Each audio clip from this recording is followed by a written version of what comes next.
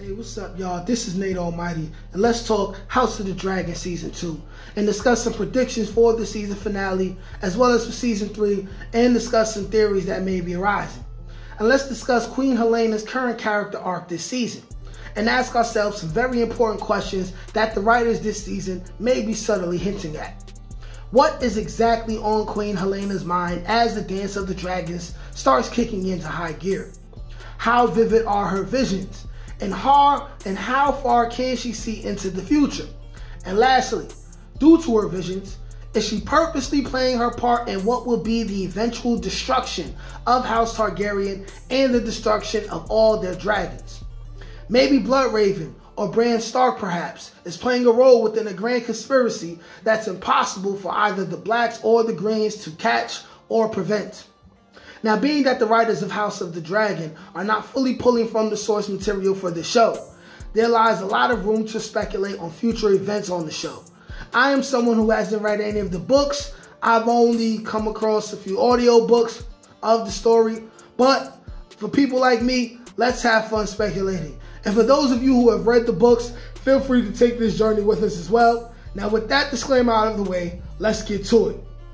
Now, Helena hasn't had a whole lot of screen time, but is perhaps the character on the show who is the most in distress out of all the characters on either side of the green or black faction. We see in episode 1 end with the life of Helena's son and Aegon's heir being taken away viciously and heartlessly by the hands of both Blood and Cheese, an act orchestrated by the rogue prince Daemon Targaryen, after Aemon became a kinslayer after losing control of his dragon Vhagar, as Vhagar killed both Lucerys and his dragon against the will of Aemon himself. The act of Blood and Cheese surely devastated Helena, but the writers have chosen to take her in a slightly different direction in the show than in the books, as she is seen grieving, but not losing herself and her mind in the process like it has been described in the book, at least not yet anyway. Instead, we see her dealing with her grief while trying to keep everything together for the family's sake, at least for now. So the question is, what exactly is on Helena's mind going into the finale of Season 2? And also, how much do her dreams and visions play a part in her actions that she will be taking in the season finale and going on into Season 3? This is something that definitely must be examined and is worth speculation because Helena isn't a dreamer in the books. So one may ask, why is she having these visions? And more importantly, where are they coming from? Herself? Bloodraven? Bran Stark reaching out into the past from his present? Or even maybe the dragons? And what is she seeing that she is not speaking on? What is the reason the writers had her point out the heir to Blood and Cheese and willingly let them kill her heir instead of lying like she did in the books? Does her visions play a part in the decision that she made that night, if at all?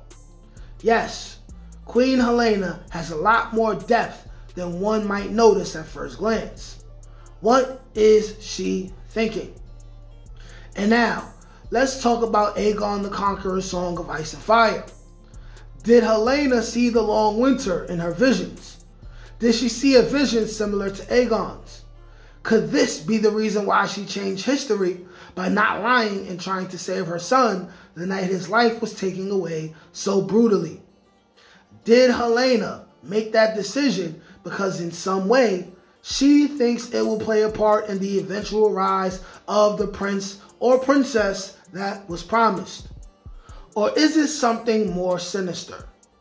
Could it be that either Bloodraven or Bran Stark have reached into the past and have already altered Helena's mind for their own agenda? That would benefit himself in his current present. And as an extra question to ponder, will we see Helena mount her dragon Dreamfire and join the war against the Blacks in episode 8 or even in Season 3? She wasn't mentally stable enough to do so in the books, but perhaps the writers have a different plan for her in the show. You guys let me know. Like, share, comment, subscribe. Peace.